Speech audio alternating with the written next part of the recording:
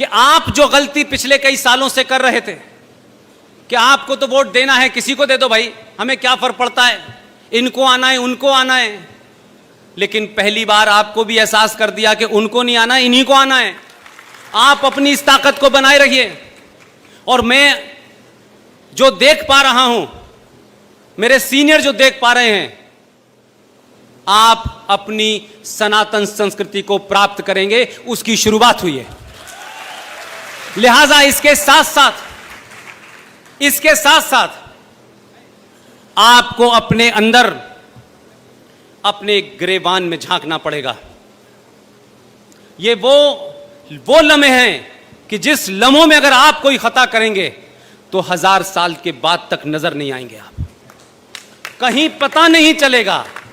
क्योंकि अब तक लोगों ने आपको, आपके इस पुरुषार्थ को, इस ताकत को समझा ही नहीं था। अब वो समझ गए हैं, वो दूसरी तैयारी करेंगे। आप ये ध्यान रखिएगा कि अगर किसी कारण से भी अपनों से गलती, हमारे लिए गलती, हमारा ये नहीं हुआ, उसका ये नहीं हुआ, ये स्थिति इस देश में 500 साल तक बना के रखनी है कि इसके अलावा, इस सोच के अलावा लोग सत्ता पे न बैठें। 2 घटनाओं का जिक्र करके मैं अपनी बात को आगे बढ़ाना चाहता हूं। बोर हो रहे हो तो बता दीजिएगा।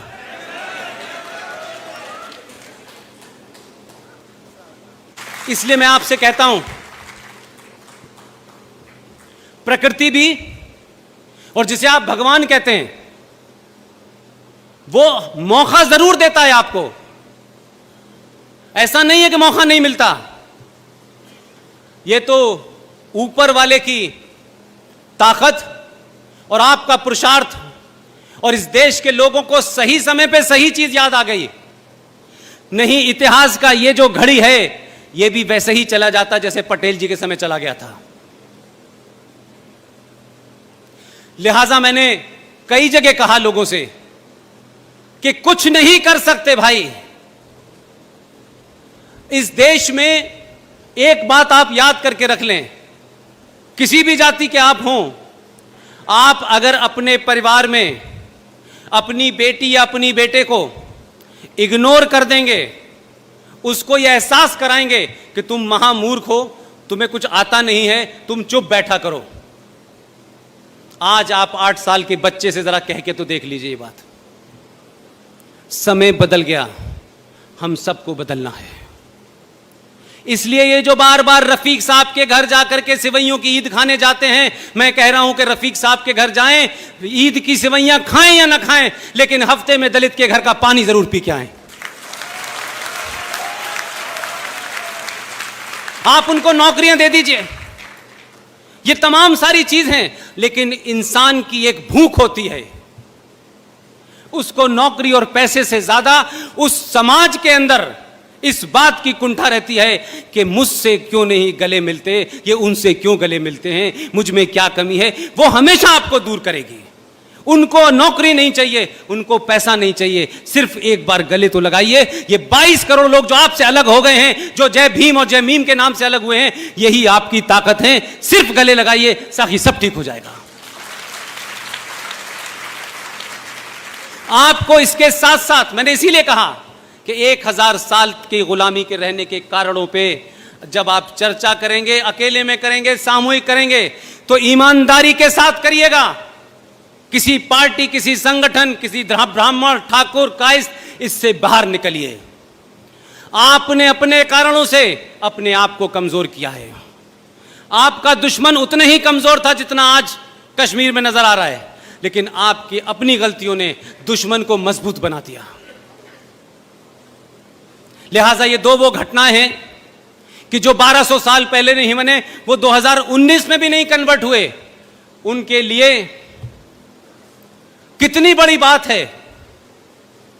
वो 2.5 लाख लोग आज से जम्मू कश्मीर के नागरिक भी होंगे, उनको वही सैलरीज भी मिलेंगी, और जो केंद्र सरकार की फैसिलिटीज हैं कि वहां एससी एक्ट नहीं चलता था, ना तो एससी लागू होता था, ना एसटी लागू होता था विधानसभा में, अब वो भी लागू होगा। तो जो 84 सीटें हैं, उनमें दलितों का भी शेयर होगा आज से।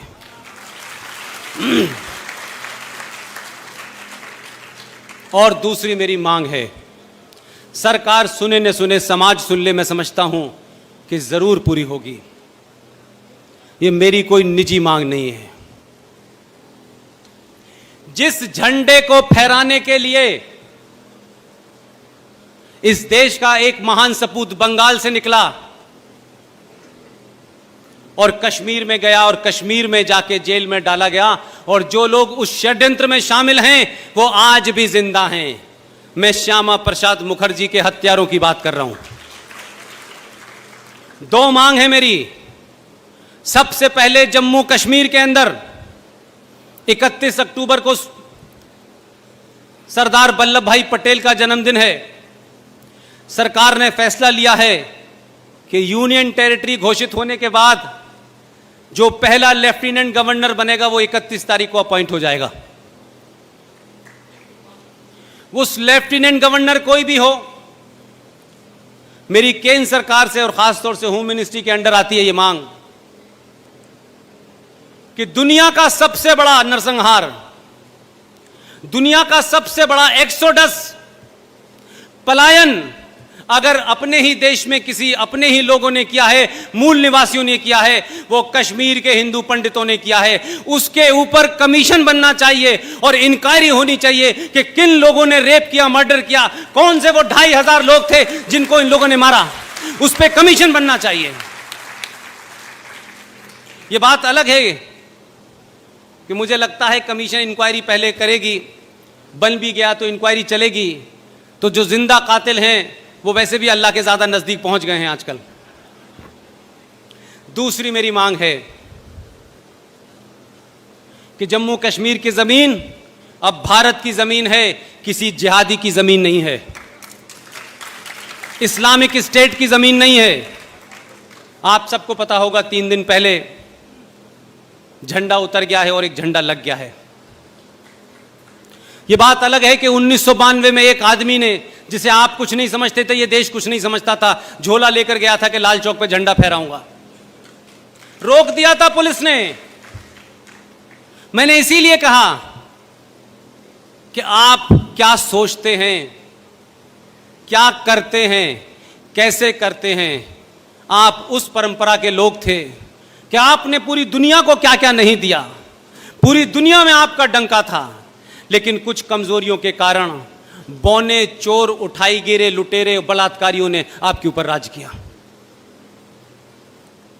इसलिए मैं कहता हूं कि जो चाणक्य को नहीं जानते, वो किताब हिंदुस्तान के हर रेलवे स्टेशन पे मिलती है, सिर्फ लेके पढ़ने का थोड़ा सा ध्यान करें। यह बात अलग है कि मैंने सुना है कि जम्मू कश्मीर में उसकी सेल बढ़ गई है, लिहाजा जम्मू कश्मीर विधानसभा के प्रांगण में, भारत की उस धरती के ऊपर जो आदमी परमिट के खिलाफ गया था, जो तिरंगा फहराना चाहता था, जो एक विधान, एक निशान, एक प्रधान के लिए गया था, उसकी आदमकद मूर्ति विधानसभा के प्रांगण में लगनी चाहिए ताकि सदियों तक लोग देखें, उनकी नस्लें देखें, उनके वारिस देखें, वो तमाम लोग देखें जो उस हत्या में शामिल थे कि जिसकी हमने हत्या की थी, वो इतनी बड़े कद मूर्ति में यहां हाजिर हो गया है। जब देखें तब उनको ध्यान आए कि ये आदमी जिंदा है, ये मरा नहीं है। ये मांग पूरे देश से उठनी चाहिए। लिहाजा कश्मीर की 13वीं हो चुकी है। कश्मीर के बारे में अब भूल जाइए, और जैसे दुनिया में सारा देश चल रहा है वैसे ही वो भी चल रहा है। कोई आसमान से आए हुए लोग नहीं हैं। कहते हैं जन्नत है, जन्नत है,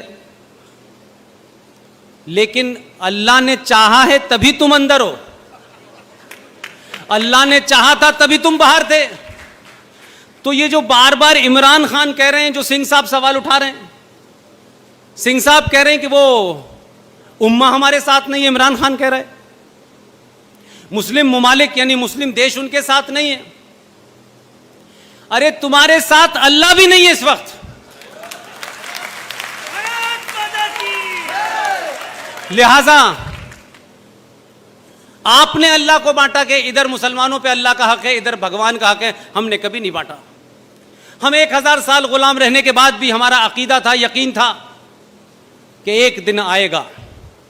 हमें खत्म करने की कोशिश बहुत की गई, कुछ कन्वर्जन किया गया, जाने क्या क्या हुआ, लेकिन हम खत्म नहीं हुए।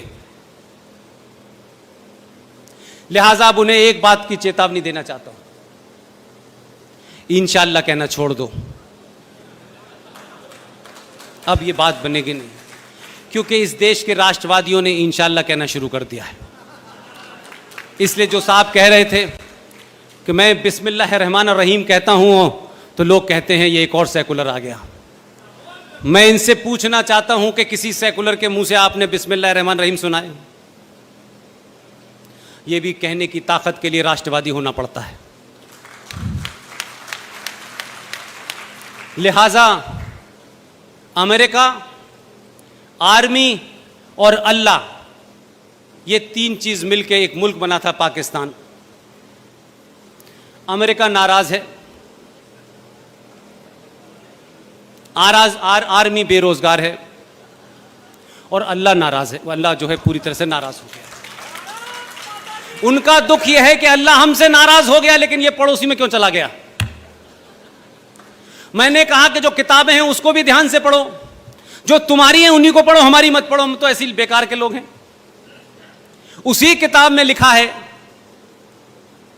कि मोहम्मद साहब जो आखिरी पैगंबर थे, ये आप कह रहे हैं, मोहम्मद साहब ने नहीं कहा।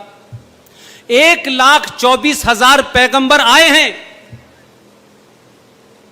लेकिन उन्हीं मोहम्मद साहब के दामाद जिसका कत्ल सुन्नियों ने, वहाबियों ने किया, मोहम्मद साहब की बेटी को जिन्होंने मारा, घर में आग लगा दी, जलता हुआ दरवाजा के ऊपर गिरा दिया और बीबी फातिमा की मौत हो गई। उनके नवासों को मारा जंगे बद्र की, उसमें करबला के मैदान में आपने मारा। आज वही लोग, उन्हीं लोगों से पूछना चाहता हूं मैं कि अल्लाह ने कभी यह नहीं कहा, ना कहीं लिखा कि अल्लाह सिर्फ रफीक अहमद के पास और जकीर अहमद के पास ही आएगा। अल्लाह हर उस आदमी के पास आएगा जो अल्लाह के ज्यादा नजदीक होगा। और ना उन्होंने रंग बताया, ना शक्ल बताई, ना कपड़े बताए। आपने पजामा ऊपर किया, उसने कुर्ते की आस्तीन ऊपर कर ली है। इसलिए वो वही काम कर रहा है। कोई काम उसने नहीं किया है अभी तक। उसने जो अल्लाह ने बताए काम थे, जो अल्लाह की मखलूक थी, जो अल्लाह के रास्ते से भटक गई थी, क्योंकि उसी कुरान मजीद में लिखा हुआ है कि अल्लाह फरमाते हैं कि अगर मेरे बताए रास्ते से तुम हटे तो मैं इसी सरजमी के ऊपर, इसी कायनात में ऐसे लोगों को भेजूंगा जो तुम्हें मेरे रास्ते पे ले आएंगे।